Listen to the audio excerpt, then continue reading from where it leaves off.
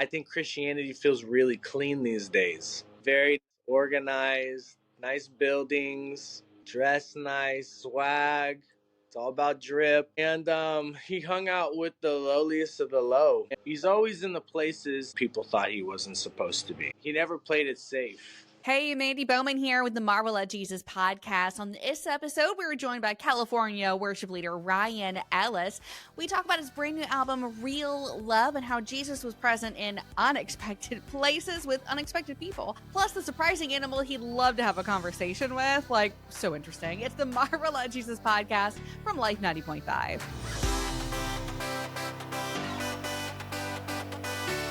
Welcome to the Marvel at Jesus podcast from Life 90.5, where we talk with Christian music artists and more about the things that wow them about Jesus. Today we're joined by the artist behind the songs Better Days, All My Praise, Gonna Be Alright, and Heart of the Father. It's Ryan Ellis. Hey, Ryan. Hey, how's it going? Hey, going well. Where are you joining us from today? I'm in Orange County, California right now. Gloomy, but hopefully it'll get sunnier today. It's quite a ways away from Wilmington, North Carolina. It's the opposite coast, so just a little bit of a drive. But thanks for joining us today. Now, we'll talk about what wows you about Jesus and your brand new album soon. But first, a few really silly questions just to get to know you a little bit better. So the first one, it's really silly, so prepare yourself. Okay. If animals could talk, which one would you want to have the conversation with the most? Ooh. I think like dogs for sure, like a golden retriever. That would be like a golden doodle. Dogs maybe, dogs and cats. Who would have the best conversation? Probably an alligator, man. They live forever. Turtles and alligators maybe. They have the best stories. They have so many stories. My goodness. See, I think it'd be interesting to talk to an alligator too, because a dog, they would just tell you how great you are, right? And it's like you get enough of that after a while. A cat would just be angry at you all the time, but like an alligator or a turtle, yeah, that's where it's at for sure. So yeah, they would have good stories for sure. I think dogs, they would just want to play all the time, and they would just talk about nonsense. Love it. Okay, great answer, by the way. Just perfect. Very thoughtful. Now, I know you spent some time in the military. My husband was in the Navy for a few years as a submariner. And so I'm curious to know, what's one part of military life that you wish was a regular part of civilian life? The free meals, the 3 meals a day, like right. like to have like a whole buffet set up to eat, that'd be nice. Your kids don't do that for you? No, we're the buffet. We make the buffet for them. There you go. That's parenting right there. No, that's great. That would make life a whole lot easier if, the food was just ready for you all the time. That would be nice. All right. So one more thing. What is something that's just ridiculous, completely unnecessary in life, but it brings you so much joy right now? What is ridiculous? The Beast Games. Have you been watching the Beast Games at all? I have not been able to watch that yet. Has that been really entertaining for you? It is really nuts to watch. I've never seen anything like it. But yeah, we've been binging that. And so unnecessary, but it's definitely been giving me joy. Okay, now it's official. I have to go start watching it like immediately when we're done with this podcast. So thank you for that amazing recommendation. Shout out Mr. Beast for sure. Yeah, no, love that so much. He's always so entertaining to watch for sure. So I need to get in on those games. All right. Now, before we start talking about your latest album, Real Love, which just came out a couple weeks ago, Ryan, what is the thing that just wows you about Jesus? Maybe it's a story in the Bible or just one of his characteristics that just always blows your mind. So what is it for you, Ryan? I think it's that he was always, I was just thinking about this yesterday.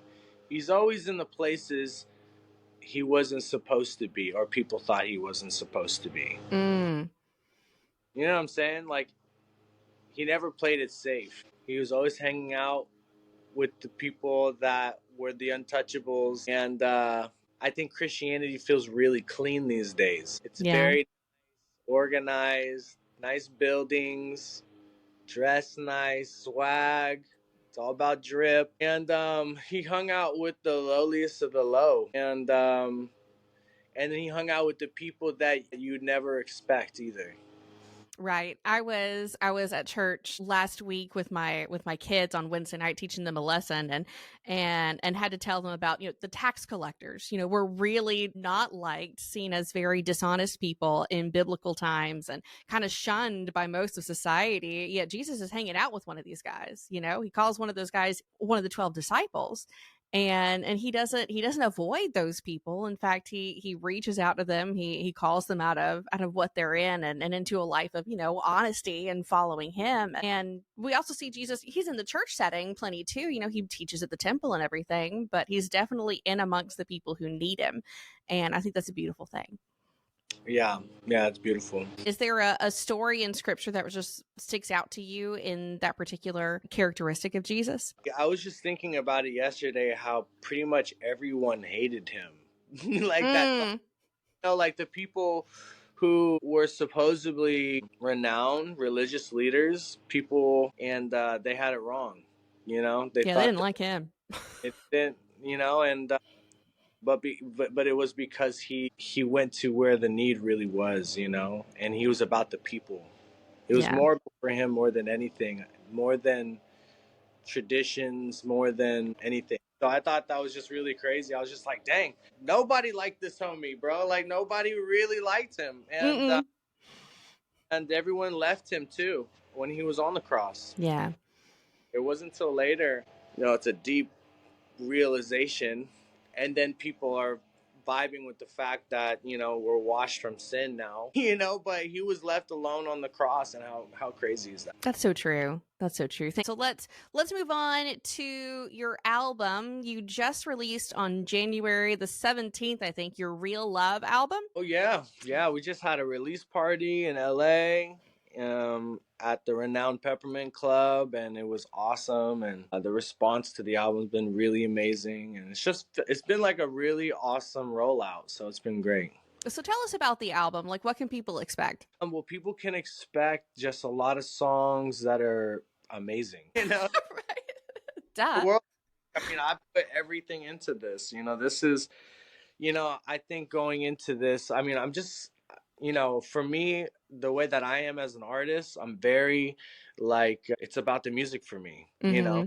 music, and then getting on stage and meeting people. Yeah. Everything is like, feels really, my passion is the music, and people. So I take my time, I listen to these songs, and it's a process too of like, you're inviting the other writers and the producers, it's like a group therapy session in a way. And it's like, Yeah. what are you feeling? What are you going through, bro? And the process of the album was a lot of blood, sweat, and tears. And I think, too, it's prophetic in the sense of like, that's what real love is. Mhm. We got the album title from the song called Real Love. Yeah. Song on there called Real Love, and I said, that's fire. I think, maybe that's just the album title, and it was such a powerful song too.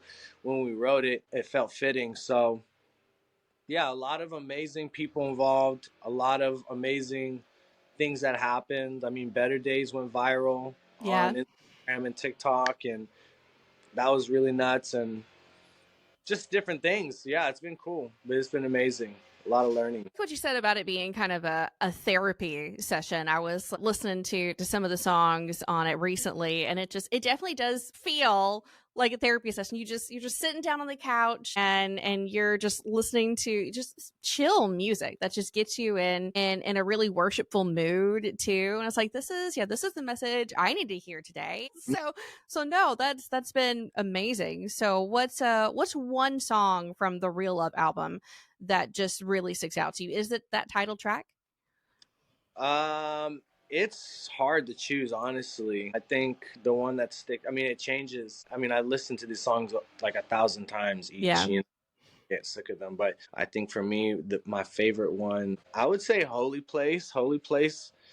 Save My Love. I mean, dang, there's so many good ones. I don't Yeah. know. The one I really like the most right now is probably I know I keep going. It's between Holy Place and Real Love, because I've been listening to Real Love again. I had a couple friends that just like listened to the project, so we were re-listening to it. But yeah, it's probably Real Love for sure. It's a Right. good song, not gonna Yeah. lie. Like, I it's mean, great.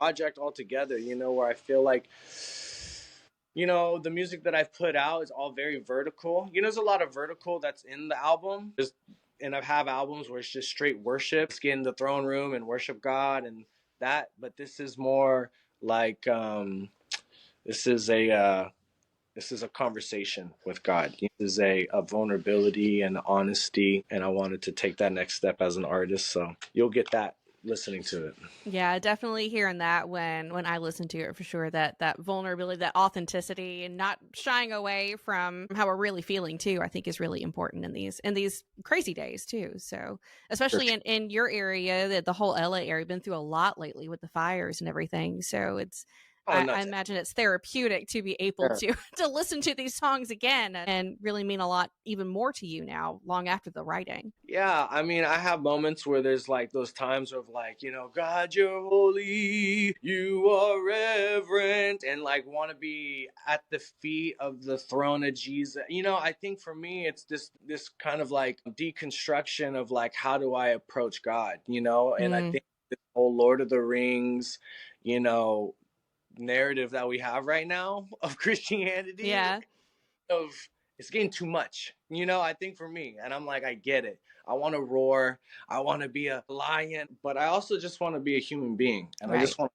I want to have a conversation with people, and I want to tell God how I feel, and I want to make vibey music. I want to make Yeah. dope music. So And it really is like so good.